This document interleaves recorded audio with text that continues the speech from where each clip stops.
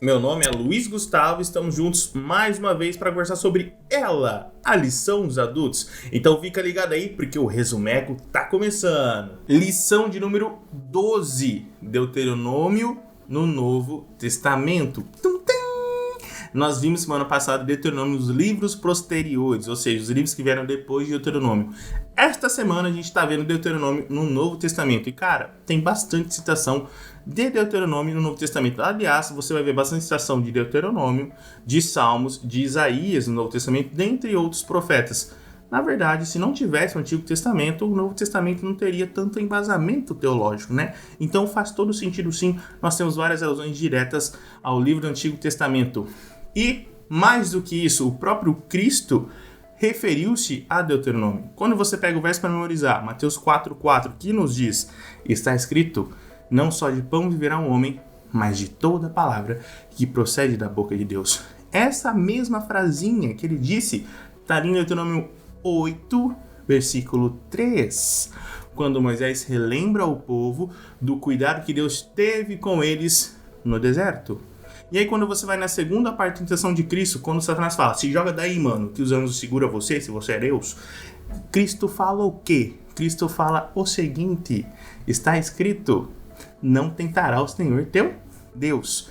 Essa frase está em Deuteronômio 6:16, Moisés contando para sua posteridade dos israelitas ali, de quando o povo estava com sede e a água brotou da rocha, em que eles murmuravam tanto, mas por que Deus tirou do Egito, eu vou morrer aqui, que Moisés disse o quê? Cara, não tente a Deus, dando uma alusão direta a Satanás, que ele não tem poder nenhum sobre Cristo, nem sobre nós. E a última parte da tentação de Jesus, que é quando Satanás oferece todo o domínio, tá vendo isso aqui, tudo isso é seu, meu irmão. Na verdade não é de Jesus, já era de Cristo. Jesus pega e faz um compêndio, um compilado de toda a ideia de Deuteronômio, que é, não terás outros deuses, só ao Senhor somente darás culto. Isso está ali também em Deuteronômio 6, versículo 3, de uma forma mais direta. Mas Jesus, ao ser tentado, ele usou toda a sua referência, tudo está escrito com base em Deuteronômio. Ah, Gustavo, mas só tem esse texto? Negativo. Você sabe lá no Novo Testamento, lá em Atos, Romanos, Gálatas, Efésios, Colossenses, 1 Pedro, onde todos esses textos referem-se à acepção de pessoas? Tudo isso tem uma ideia lá em Deuteronômio. Pega a sua Bíblia aí, ó, Deuteronômio capítulo 10, versículo 17. Olha só o que a Bíblia fala em Deuteronômio 10, 17. Pois o Senhor vosso Deus é o Deus dos deuses e o Senhor dos senhores, o Deus grande, poderoso e temível, que não faz acepção de pessoas. Olha só que interessante, nem aceita suborno. Então, esse conceito de acepção de pessoas já vem lá de trás de Deuteronômio, provando mais uma vez que o Antigo Testamento é a base para o Novo Testamento. Tim! E aí você percebe que tanto os discípulos quanto os cristãos aceitavam o Antigo Testamento como base da sua fé. Na verdade, essa expressão de acepção refere-se a um ato ali, um costume no juizado, onde o juiz não erguia o rosto para olhar as suas vítimas, né, os seus réus, os seus julgados. Por quê? Para não deixar com que a aparência interferisse no seu julgamento. E é por isso que essa ideia existe de não levantar rostos. Então, um juiz não levantava o rosto para não ser parcial no julgamento. Quando é citado que Deus não faz acepção de pessoas, é para dar essa ideia de que ele não vai analisar quem nós somos exteriormente, quem eu sou, o que eu tenho, onde eu vou, onde eu não vou, qual a minha igreja não é, qual que é a minha cor, meu sexo, enfim. O julgamento de Deus é imparcial e leva em consideração o nosso S2 e as nossas intenções verdadeiras. Com Deus não há parcialidade, principalmente na salvação, porque todos são salvos. E quando você começa a andar mais um pouco no Novo Testamento, você vai vendo mais e mais alusões. Algumas delas são polêmicas, como por exemplo em Gálatas 3, do verso 1 ao verso 14, em que Paulo refere-se lá a Deuteronômio 27, lá a Deuteronômio 21, onde a pessoa que fosse morta no madeiro seria maldita.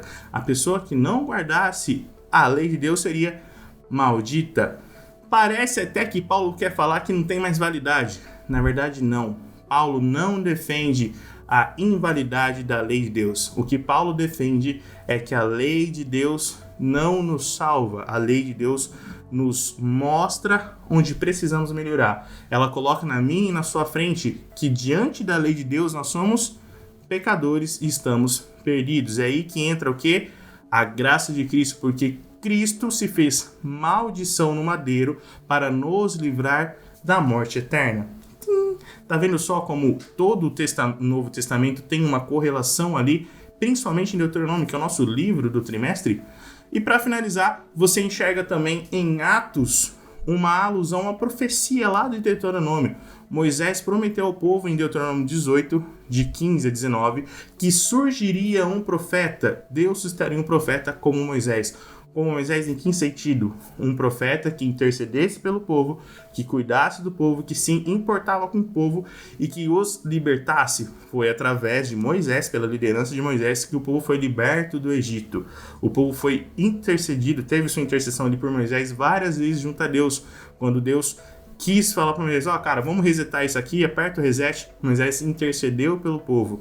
Então, quando eles fazem essa alusão ali em Atos 3 e Atos 7, você percebe que Pedro e Estevão estavam referindo-se ao cumprimento dessa profecia em Jesus, já que Jesus, a morte de Cristo, nos liberta do pecado. Uau! Como Moisés libertou o povo do pecado, da escravidão do Egito, Jesus nos liberta da escravidão do pecado. E como Moisés intercedeu pelo povo, Cristo intercede por nós. Cristo é nosso intercessor e nosso mediador. Então, quando você começa a enxergar que o Antigo Testamento tem validade sim, porque se ele não tiver validade, o Novo também não tem, porque o Novo é embasado no Antigo. Eu convido você a fechar os seus olhos e, nesse momento, orarmos a Deus para que Ele nos ajude a entendermos toda essa correlação maravilhosa entre Antigo Testamento e Novo Testamento. Feche seus olhos, vamos orar. Eterno Deus, soberano Senhor, agradecidos somos por estarmos aqui mais uma vez estudando a sua palavra. Vimos, Pai amado, que o Antigo Testamento, especificamente hoje, Deuteronômio, está enraizado nos livros do Novo Testamento. Percebemos, Pai, que o está escrito é todo o compêndio dos livros que completam a tua santa palavra. Que o Senhor abençoe a mim, abençoe a cada espectador, a darmos o devido respeito a essa palavra, porque Cristo dava respeito a essa palavra, os discípulos davam respeito a essa palavra. Que o Senhor nos ajude a sermos transformados por ela, em nome de Cristo Jesus. Amém. É isso aí, chegamos ao fim de mais uma lição dos adultos. Espero que você tenha gostado, que você tenha aprendido e tenha pegado os ganchos que tem em Deuteronômio no Novo Testamento. Comenta aqui o que você não sabia e descobriu nessa lição. Aproveita, se inscreve no canal, nos segue. E não se esquece de perceber aqui embaixo, nos seguir nas redes sociais, para você não ficar por fora de nada que acontece, beleza? Forte abraço e que Deus os abençoe.